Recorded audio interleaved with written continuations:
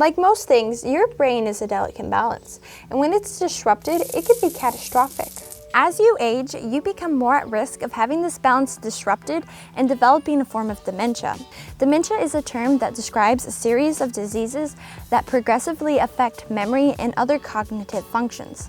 This includes, but is not limited to, Alzheimer's, Lewy body disease, and frontotemporal dementia. In addition to cognitive decline, all three of these diseases share one thing in common: abnormal protein clumps. Inside your brain are hundreds of cells known as neurons.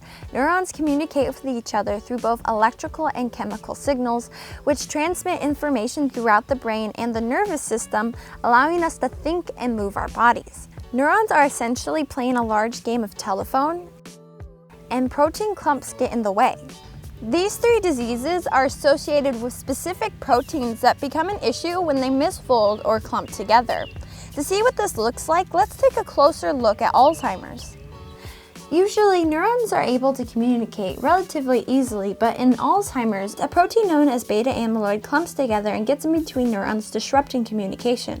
When you add in misfolded tau proteins, nutrients are blocked from reaching the cell. Eventually, enough protein builds and the neuron is no longer able to function and dies. While the specifics of which type of clumps are involved in each disease and how they each affect neurons varies, they all prevent neurons from functioning properly and result in neuron death. This is what it looks like between two neurons, but what does it look like on a larger scale? Welcome to Brain City! As abnormal protein clumps accumulate, neurons die and neurological pathways are lost, resulting in the brain shrinking until it can no longer support itself.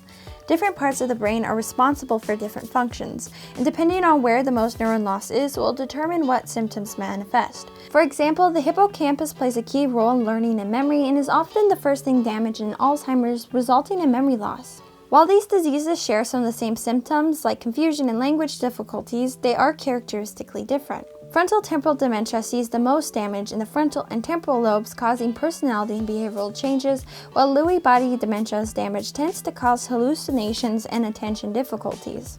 Protein clumps are an important factor in dementia, but they aren't the cause. Then why do we care? These clumps are the mechanism of the disease.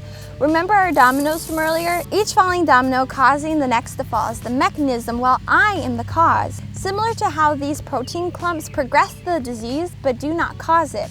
And while we currently don't know the cause of these diseases, understanding the mechanism behind them will help us better understand how to treat them and hopefully one day to cure.